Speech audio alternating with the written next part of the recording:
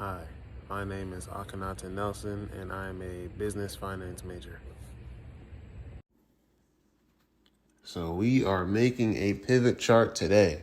Starting off, we're going to type in the name here. We're going to put in gross margin. That's the name of this column right here.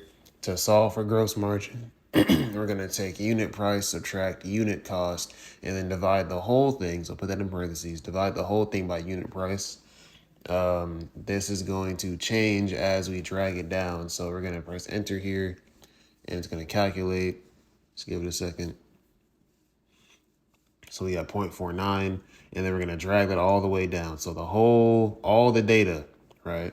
We're going to drag it all the way to the bottom. And as you see, if I click on it, you can see in the text box, the names are changing because it's relative. So it's based on where it is on the data sheet.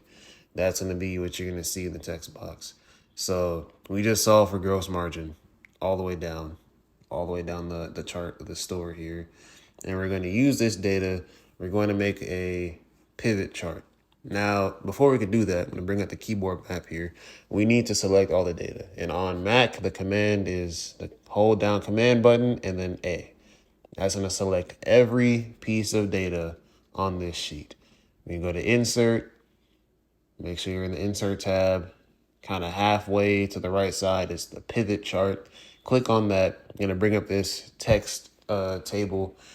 And this top bar is the table range. So it's asking what is going to be turned into a pivot chart. And then the bottom bar is where you want it to go. So notice how the top one says the name of the sheet, sales data, and then A through S. You're going to click on the bottom bar, click the page you want, and then the top left piece. So A1, right? The A1 square. And that's going to bring all of our options. And you can see I'm moving the mouse in circles here. It's telling you where you can bring those field names to show different things. So you put sales channels and columns, and then ship date in rows. It's going to populate like this.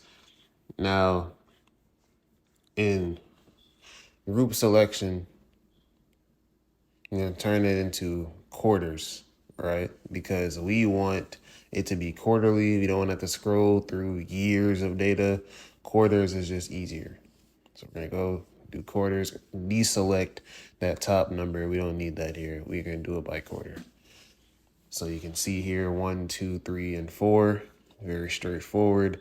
And then to, give our charts some life, we're going to talk about some values. So the values we're going to use for today are gross margin, right? And we're going to change that, click the I, and then click number. Make it so that it has 2 decimal places. Because this number is a decimal, it doesn't need any commas. So you can see it's already being changed on the top left in the blue chart.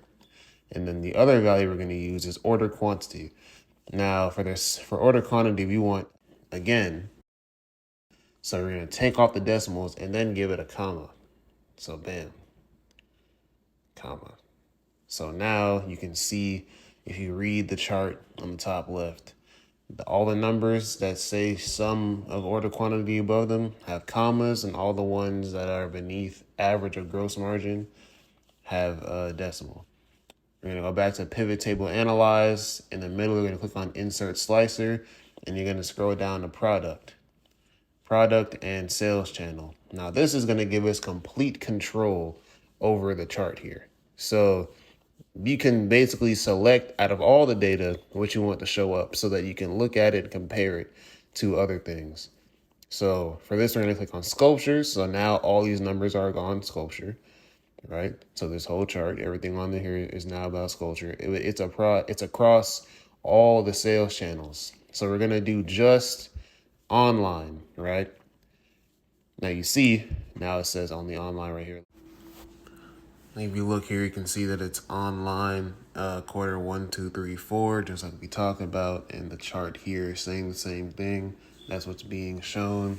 Now, if we go to the pivot table fields again, and then press, once again, Command A, so we're selecting the entire chart, go to Insert, and then go to right here in the charts area, Combo. You're gonna wait for it to pop up, Clustered Column. line on secondary axis, not this one, not just line on secondary axis. We're going to click that. That's going to generate this chart for us. So you can see the secondary line, and then you can see the online average of gross margin with the thick blue bar. Now let's see if we can get everything together here. It's kind of all over the place, so I'm going to drag this over. Okay. So it's all together now. All right, you can see all of it at once. They're all being controlled, right? So the slicer is controlling what goes on all these charts. So if you click online or in store, it's going to change the chart. All three charts are going to change based on what you're inputting. And so pillows, stem, sculptures, whatever you want to click on, it's going to change and show up on the chart.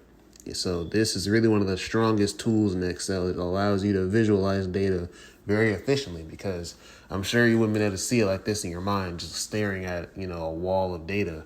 But when you do it like this, it's very digestible. So yeah, these are the wonders of the pivot chart.